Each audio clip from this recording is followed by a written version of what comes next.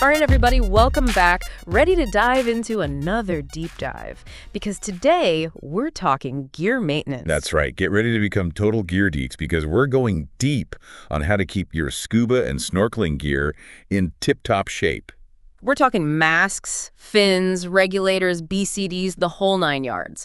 Because let's be real, there's nothing worse than gearing up for an epic dive, only to have your equipment throw a hissy fit. It's the worst, and we've all been there. That leaky BCD, the foggy mask, the fin that's decided to live life on its own terms, total dive killers. Ugh.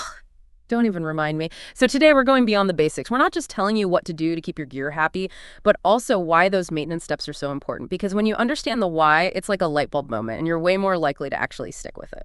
Exactly. It's like, remember that time you forgot to rinse your gear after a dive and then it basically turned into a salt lick for barnacles?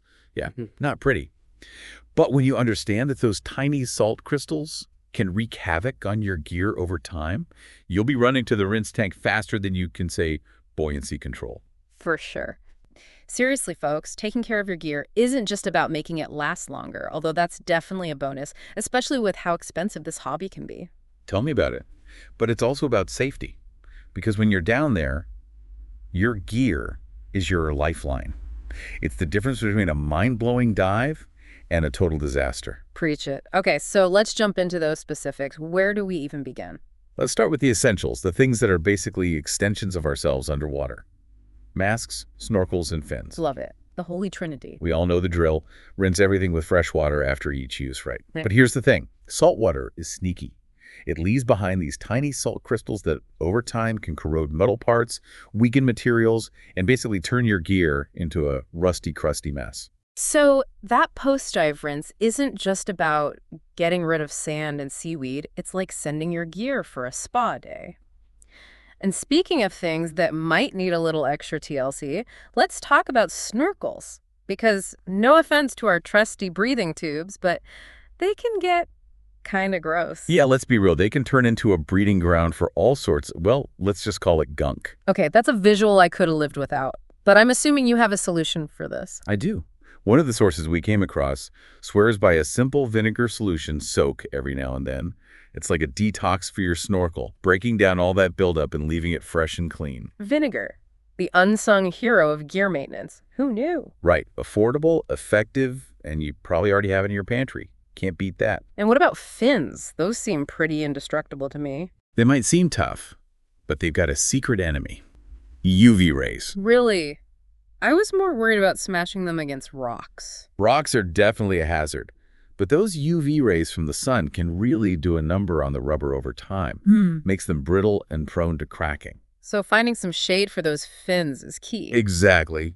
And when you're storing them, keep them flat or hang them up in a cool, dry place. That'll help prevent those weird bends and warps. Okay, so we've covered the masks, snorkels, fins. But now it's time to talk about the wetsuit. That's a whole other beast. It really is. And, rinsing the outside, that's a given, right? But here's where I see people slipping up the inside. Oh, you mean like actually turning it inside out? Exactly. Because those sneaky little salt crystals, they get everywhere. And I mean everywhere. You're saying my wetsuit is like a salt lick for my salty skin? Pretty much. And all that salt, it's not doing your wetsuit any favors. Breaks down the neoprene over time. You lose flexibility, insulation. And nobody wants a stinky wetsuit. Nobody. So yeah, rinse inside and out. Big tub, basin, whatever works best. Makes sense. And what about drying? Hang it or lay it flat? I've heard different things. This is a hot debate in the dive community, but hanging is the way to go. Okay, hanging.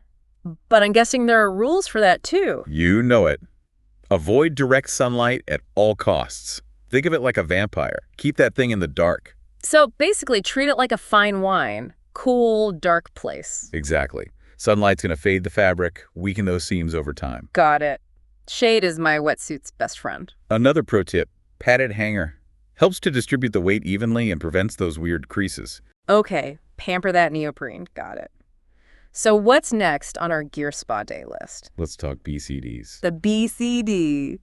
I feel like this is a piece of gear that often gets overlooked, Out of sight, out of mind, right? Yeah. But trust me, your BCD needs some love too. All right, so what should we be doing? I'll admit, I usually just give it a quick rinse and call it a day. I get it. But here's a little secret. You got to flush the inside of your BCD's bladder too. Wait, what? The inside? You heard me right. The bladder. Like where the air goes. That's the one. Salt water can sneak in there, and over time, it can really mess things up. Okay, that sounds kind of gross, but important, I'm guessing. Exactly. It's like neglecting to clean your water bottle. Eventually, things get nasty. Right. And nobody wants a nasty BCD. Definitely not. So how do we actually do that? It sounds kind of intimidating. Don't worry. It's easier than you think. First, you want to partially inflate the BCD, just enough to give it some shape, and then you're going to fill it up with fresh water through the oral inflator. Like I'm giving it a big drink of water. Exactly. Then gently swish that water around inside, making sure you get every nook and cranny. Swish and swirl. Got it. You got it. Once you're happy with it, drain the water completely, same way you filled it up, through the oral inflator. All right, that doesn't sound too bad. Piece of cake. And while we're at it, let's not forget about those inflator buttons and valves. Give them a few clicks after rinsing to get rid of any trapped water. Good point. Easy to overlook those little guys, but they're essential. Absolutely.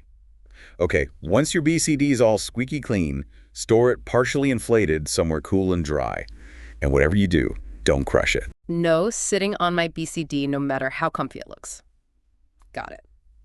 On to the next essential piece of equipment, and I know we've got some scuba enthusiasts listening in. Let's talk regulators. The regulator. Yeah. Your lifeline to breathing underwater.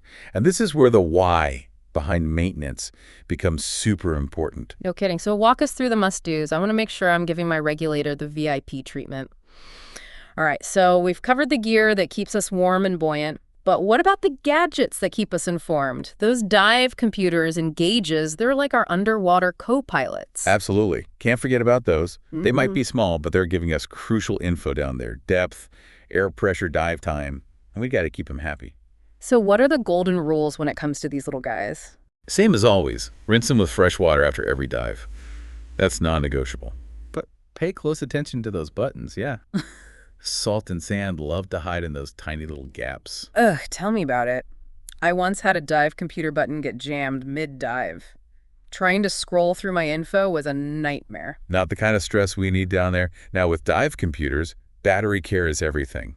Running out of juice mid-dive, not good.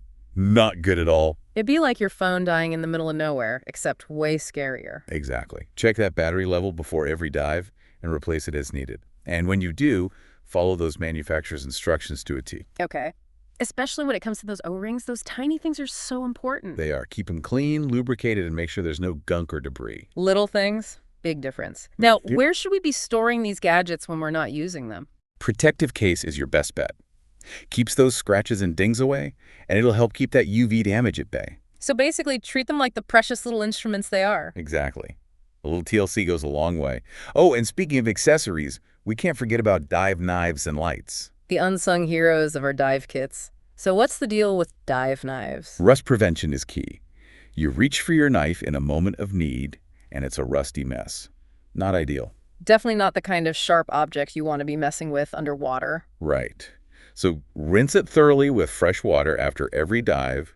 Make sure it's bone dry, and then give it a little coating of silicone or oil before you put it back in its sheath. Like a little spa treatment for your knife. Exactly. Now dive lights. Those things open up a whole new world of exploration, but they need love too. Absolutely. They're lifesavers on night dives and for peeking into those nooks and crannies. Rinse your light thoroughly after every dive, paying special attention to that O-ring seal. You got to keep that water out. Moisture and electronics do not mix. Nope. And here's a little bonus tip. If you're storing your dive light for a while, take the batteries out. Those things can corrode over time, and you don't want battery acid leaking all over the place. Great advice. So we've talked about what to do after a dive, but what about those longer stretches between trips? The off-season. Well, your gear's biggest enemies are sun, heat, and humidity. Those three can wreak havoc on anything. Tell me about it. So, cool. Dry place for storage.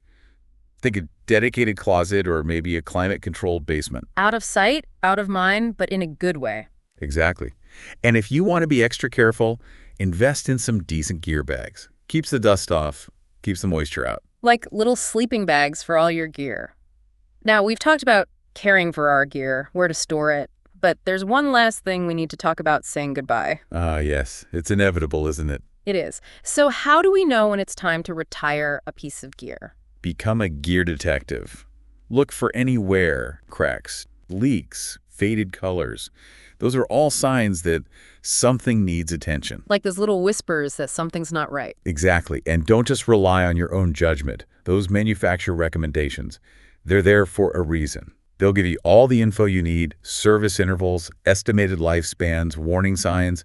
Trust me, following those guidelines will save you a lot of trouble down the line. Safety first, always.